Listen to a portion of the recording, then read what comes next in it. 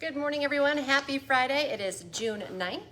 Thank you for joining us for this Facebook Live. Remember, we make it into a podcast as well, so if you want to listen that way, just go to inform.com/podcast and look for the Inform Minute. You can also find us on our Inform YouTube channel, and of course, anytime after we go live on your Facebook feed. Lisa, Scott, Lydia here with your news and weather headlines. Let's start with Lydia. Yeah, okay, so it's still warm and a little bit muggy today. Temps in the mid 80s, so not the 90s, not quite as toasty as what we've seen earlier this week, but still plenty warm. Yeah. If you're outside, it's still gonna be warm. Yeah. Wind out of the southeast, 5 to 15, so not much wind to cool you off. Big cold front moving through today. It's gonna do a lot of different things.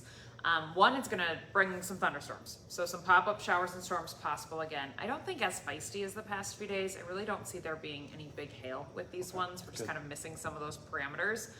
But some heavy rain, thunder, and lightning certainly possible with any of the storms. And a lot of them happen around drive time. So you might need the windshield wipers at full force if you encounter one of those thunderstorms today. Okay, those fade away. The cold front that's causing those storms is going to turn the wind around to the north-northeast. It's going to be breezy tomorrow. It's going to bring in colder air, temperatures upper 70s for the highs tomorrow. Not cold, but it'll have a different feel, especially compared to this week. And then it's also going to bring in some wildfire smoke. Now, I don't expect it to be nearly as bad as what they saw over on the East Coast, so don't picture the end of the world orange glow in the sky. That's not happening for us, but there will be an increase in that wildfire smoke. Might look a little milky or hazy for tomorrow, especially because we will be cloudless. So you'll notice that hazy sunshine. The other thing that this is doing is it's actually kind of kicking out this blocking pattern we've been in, and so we're going to see the forecast change and be a little bit different finally. We've been in this blocking pattern, which is why we've had the same forecast day after day. It's why the smoke has been really stubborn on the East Coast. The whole country has been in this blocking pattern, and this cold front is going to kick that out to kind of shake things up. Heat is back next week if you do like the 80s and the 90s. There are some thunderstorm chances next week too. So lots of spots obviously still need rain. If you missed out this week, there are more chances next week. Not really a drought pattern setting up, so that's good news. Yeah. Okay, I think that covers everything. All right. All right. Thanks, Good guys. stuff. Thanks, Thank you, Lydia. All right, well, this morning we're learning a lot more about what happened during a high-speed chase in a stolen car earlier this week. It happened between Mahnomen and Waben. Tuesday morning, right around 3, officers tracked down a stolen car on Highway 59. It was clocked at 113 miles per hour at one point, so high-speed chase. Officers say when the car got onto Highway 200, it went off the road and rolled several times. One of the people inside that car actually was thrown out when it rolled. 3 other people were in the car. The driver, 21-year-old Alexander Goller, was the only adult. 2 of the passengers had to be flown to a Fargo hospital for their injuries. The other one and Goller, the driver, they were both evaluated at the Mahnomen Health Center and then discharged. But as soon as Goller was discharged from that clinic, he was arrested and taken to jail.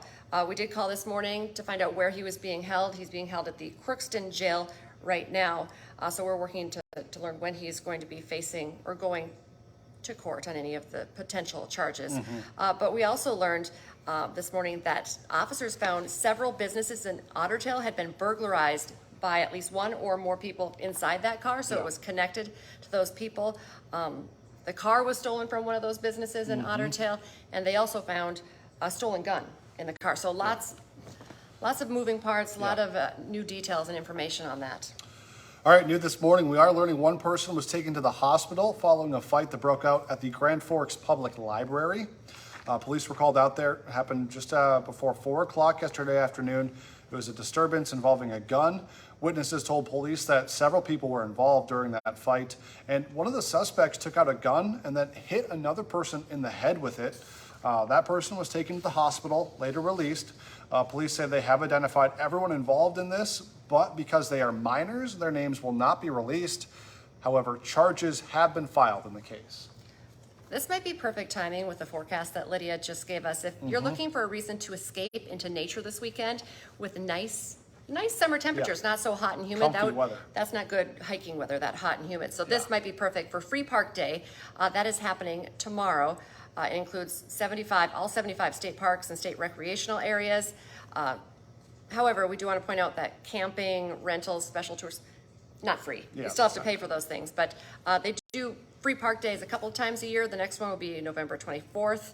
And also this weekend, Take a Kid Fishing Weekend is happening in Minnesota, and that means Minnesotans 16 and older who take a child 15 or younger fishing, they don't need a fishing license this weekend as well, and that runs through Sunday. So Good excuse to get outside. exactly. All right, today, Fargo and Moorhead, the Parks Departments, are partnering with the aquatic centers throughout the area to celebrate Water Safety Day. In Fargo, Safety Day events will be held at all 4 pools from 9 to 10:30 this morning. And in Moorhead, the event will run from 9 to 11:30 at the municipal pool. Kids are going to learn things about how to stay safe in the water while also having plenty of fun. They'll cover things like throw, don't go, and the importance of life jackets.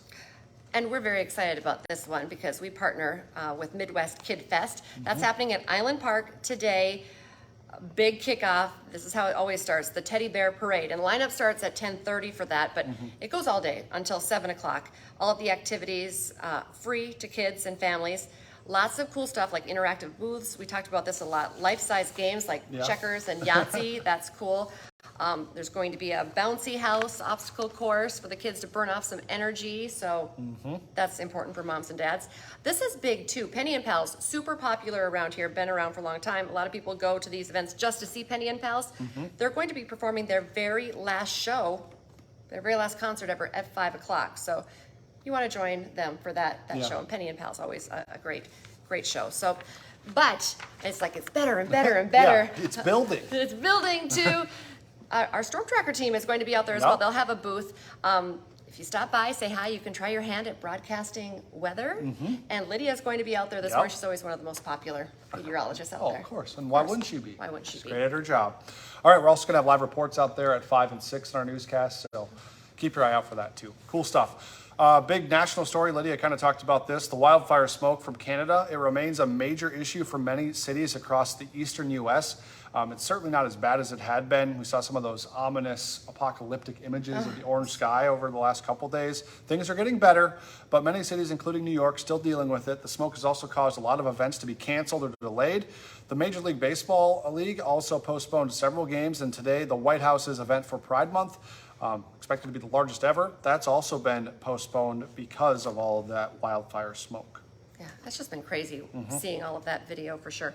All right, the Nuggets are back in Miami tonight for Game 4 of the NBA Finals. The Nuggets now lead that series 2-1 after their 109-94 win against the Heat on Wednesday.